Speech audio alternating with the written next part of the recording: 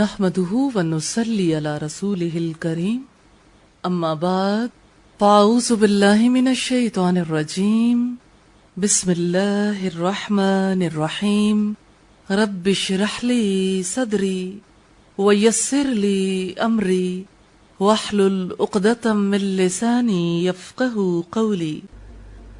27ویں دن کا میسج دیکھیں گے۔ پہلا میسج ہے قرآن پر غور نہ کرنا دل کی سختی کی علامت ہے۔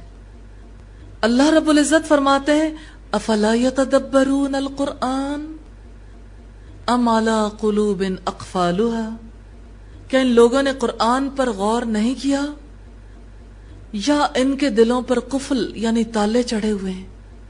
تالا جس چیز کو لگایا جاتا ہے وہ بند ہو جاتی ہے، اور دل بند ہو جائے تو اس میں ہدایت کی کوئی بات آتی نہیں۔ تو اللہ تعالیٰ کہتے ہیں غور و فکر کیوں نہیں کرتے، دل بند ہے۔ اگر دل کھلے ہیں، استطاعت صلاحیت موجود ہے تو پھر اس پر غور و فکر کرو۔ دوسرا پوائنٹ ہے دعا کا۔ بڑی پیاری دعا ہے، بڑی خاص ہے، مجھے صاف ستھری زندگی دے دیجیے۔ اللہم انی اسألک عیشۃ نقیۃ ومیتۃ سویۃ ومردا غیر مخزٍ ولا فاضح۔ اللہ میں سوال کرتا ہوں تجھ سے صاف ستھری زندگی اور عمدہ موت کا، اور لوٹنا ایسا جس میں ذلت اور رسوائی نہ ہو۔ ناگہانی موت بعض اوقات انسان کے چہرے کو بگاڑ کے رکھ دیتی ہے۔ ابھی کچھ عرصہ پہلے کسی صاحب کا ایکسیڈنٹ ہوا تو ان کے گھر والوں نے ان کی میت نہیں دکھائی، کیونکہ لاش اس برے طریقے سے کچلی گئی تھی، کوئی چیز پہچانی نہیں جاتی تھی۔ کچھ عرصہ پہلے بھی آپ نے سنا ہوگا ملتان میں ایک طیارہ کریش ہوا تھا۔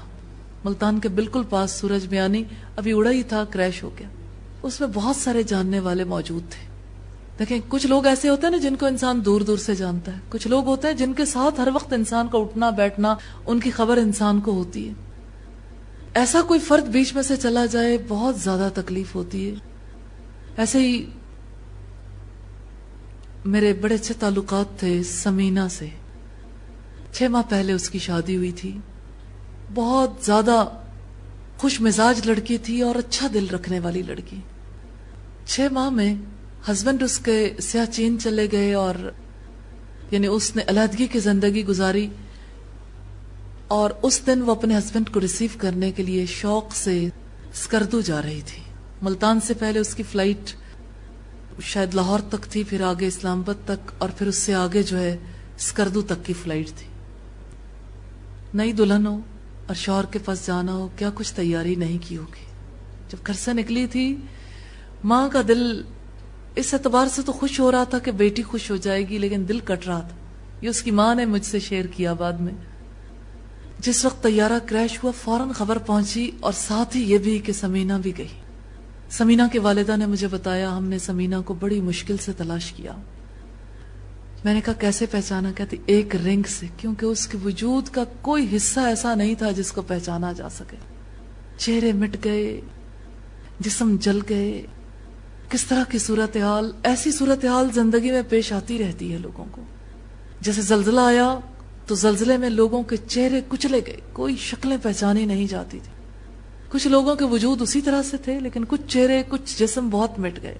اللہ سے کتنی دعا کرنے کی ضرورت ہے کہ اللہ تعالیٰ اس زندگی میں بھی سلامتی عطا کرے اور ہمیں رسوائی والی موت سے بچا لے۔ تیسرا پوائنٹ ہے نماز کے حوالے سے۔ نماز میں درود کے بعد دعا ہے۔ یہ وہی دعا ہے جو حضرت ابراہیم علیہ السلام نے مانگی تھی، رب اجعلنی مقیم الصلاۃ ومن ذریتی۔ سورہ ابراہیم کی آیت نمبر 40 میں اس کا تذکرہ ملتا ہے، اے میرے پروردگار مجھے نماز قائم کرنے والا بنا، اور میری اولاد سے بھی ایسے لوگ اٹھا جو یہ کام کریں۔ یہ دعا پڑھتے ہوئے خاص طور پر عہد کرنا ہے نماز میں رب سے ملاقات کا احساس کروں گی تاکہ میری نماز قائم ہو جائے۔ قائم تو وہی چیز ہوتی ہے نا جس کو اس کی اصل پہ رکھا جائے۔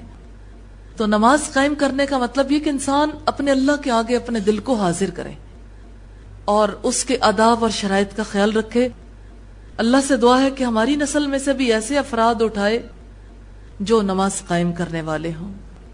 چوتھا پوائنٹ ہے نماز کے بعد حضرت ابن عباس سے روایت ہے رسول اللہ صلی اللہ علیہ وسلم نماز کے بعد یہ دعا پڑھا کرتے تھے، بڑی پیاری دعا ہے، مجھے بے حد پسند ہے، کمپریہنسو ہونے کی وجہ سے، اور اس ایک دعا میں کیا کچھ نہیں آ گیا۔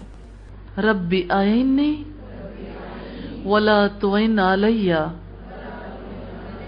وانصرنی ولا تنصر علی وامکر لی ولا تمکر علی واہدنی ویسر ہدای الی وانصرنی علی من بغی علی